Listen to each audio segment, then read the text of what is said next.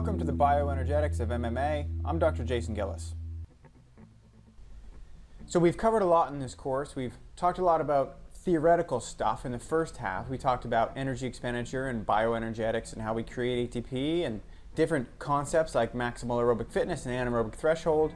And then we talked about a lot of practical stuff. We talked about high intensity endurance training and how it's more preferable than low intensity training. And in the last session we showed you exactly how to target energy systems and we gave you the specific workouts. In this session we're going to talk about periodization in mixed martial arts. So welcome to session 9, periodization in MMA. Some learning objectives here. First, I want you to be able to identify the 5 phases of a fight plan. And then I want you to learn how to program your endurance training in general across all the phases of the plan. And these are the different phases: the general preparatory phase, the fight specific phase, the fight camp, the taper, and the transition. We're going to define each of those in this lecture. So this is what we're going to cover. First, we're going to talk about, in general, periodization in mixed martial arts and the science and art of it.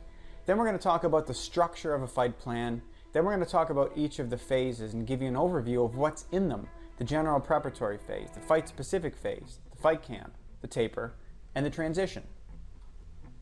Let's talk about periodization first. Periodization, it's an art and it's also a science, but let's first talk about the art. Basically, it's an organizational tool that divides your training into different periods with different objectives. And you're really trying to manipulate the volume of your training. That's how much you're training per day and per week and per month. And the intensity of your training is how hard you're training per day, per week, and per month, in order to optimize your adaptation to training. So you really should be manipulating these things in order to enhance your performance in the best way possible. But the thing is, there's no real way that we can predict your adaptation to training when we're designing a training program. So it's very difficult to design the ideal training program for you because we don't understand what your adaptation to training is going to be. So for that reason, there's no program out there that's ideally suited to you. It's very difficult for me to tell you exactly what you should do. So what you need to do is you need to be creative. You need to understand the science, all the things that we've been talking about, and use it whenever possible. Let's talk about the science of periodization now, what we know about this. So numerous studies up to now have shown that periodization, it results in superior performance gains compared to unstructured training. And one of the things that the science shows us is that your performance is going to be best developed in certain phases. So for example, you should always train strength first and then convert that strength into power. You should always train endurance first and then convert that endurance into speed. One of the things I mentioned in the last slide is, and it's one of the main criticisms of periodization, is it's very difficult to program if you don't know how someone's going to adapt to training. So the science would say you should regularly test yourself, regularly performance test yourself, psychological tests, physical tests, in order to identify the appropriate training loads. If you do this regularly, then it should make your periodization, your training organization, a little more effective. There's some other things out there. For example, some of the research shows that you can target specific performance factors like speed or power by manipulating work-to-rest ratios. And that's really what we showed you in the last lecture. We showed you how to target specific energy systems by manipulating these factors. So ultimately the research is indicating what the minimal workload is for you in order to improve your performance. And I can't stress the importance of this enough because in mixed martial arts you have to train a lot of different things. You have to train not only your MMA skills, you have to train your strength, power, endurance, agility, flexibility, and all of these things have to happen in addition to weight cutting, making weight, and your tactics of your fight as well. So it really is important to periodize your training so that you're doing the minimum. You're not risking overtraining. Let's talk about the structure of a fight plan. And first let me start by saying there's a million ways that you can structure a fight plan. This is just the way I do it. If you find another way to do it, a better way, then please follow that way or even share it with me. Let me know if it's working for you. And feel free to manipulate this one as well. But if you're not using anything, then I'm going to recommend that you start here. So a fight plan, it can last really any amount of time. A lot of fight plans last 3 months or 4 months, or they can last even 6 months, or some fight plans I've seen even last 12 months. So the fight plan, it's going to be subdivided into a period of larger phases. And the first phase that I like to use is called the general preparatory phase. And then that moves into the fight specific phase, which moves into your fight camp, which moves into your taper. And then you have your fight. And then after you have your fight, it moves into your transition. And then after you move through your transition, you start a whole new fight plan. So let me show you the complexity of each of these phases. So each of these large phases is broken down into a smaller set of subphases. And each of these subphases is going to have a specific training goal that's in line with the larger phase that you're in. And each one of these subphases is going to be broken down into training weeks. And each one of these training weeks is going to align in goals according to the subphase and then the general phase. And then each one of these training weeks is going to be divided into the days of the week, and then you get into actually what you're doing in the days of the week. So this is the structure of a fight plan as I like to use it. And what I'm going to do next is I'm going to walk you through each of these large phases and tell you what happens in each of them. So first, let's start by looking at that first phase of the fight plan, the general preparatory phase. The main objective of the general preparatory phase is to develop a high level of physical conditioning. So you're going to be doing a lot of high volume training, and generally it's going to be a lower intensity because you can't train with a high volume and high intensity without overtraining. So there always has to be an inverse relationship. When you're training high volume, you have to have low intensity. When you're training low volume, you should have high intensity. So at this phase of the fight plan, high volume and low intensity.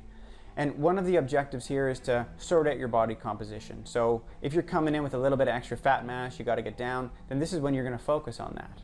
Considerations here, this phase should be much longer for the beginner and intermediate fighter and much shorter and even non-existent for some advanced fighters, especially when they're fighting in a short period of time, like 3 months or so. The next phase is the fight-specific phase.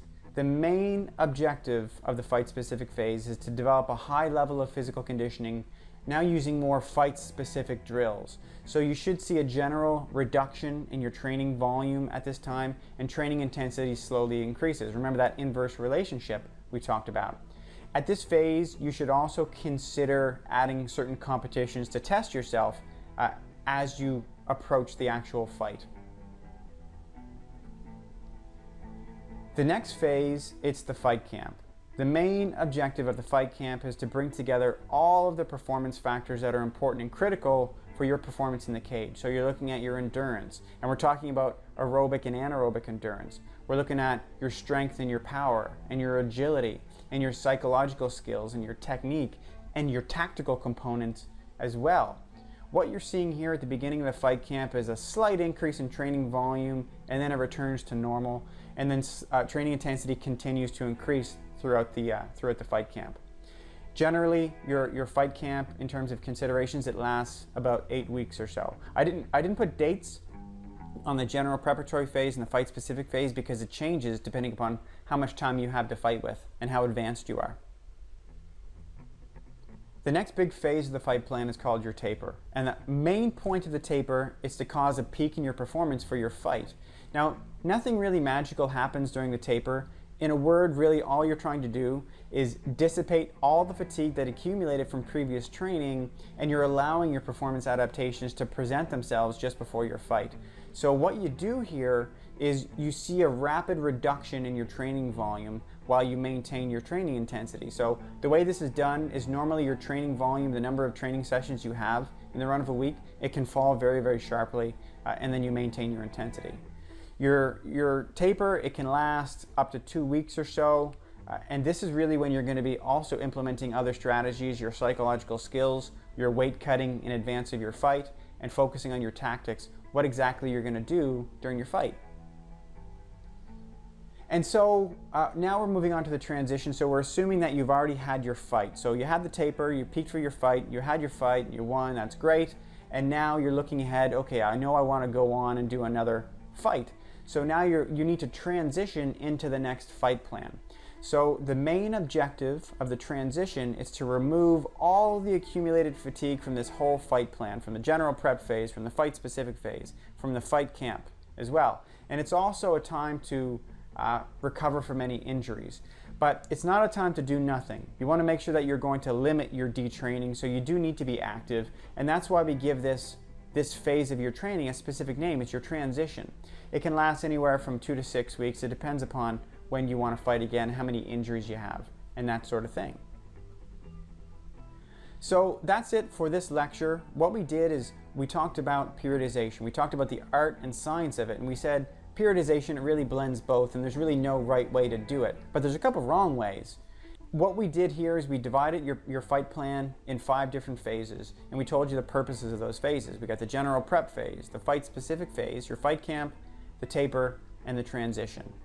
So that's it for this lecture. What we're going to be doing, you can see the references here, what we're going to be doing in future lectures, in the final lecture, is showing you how to program your endurance over the course of your periodized fight plan. So I look forward to seeing you in that last section. Take care.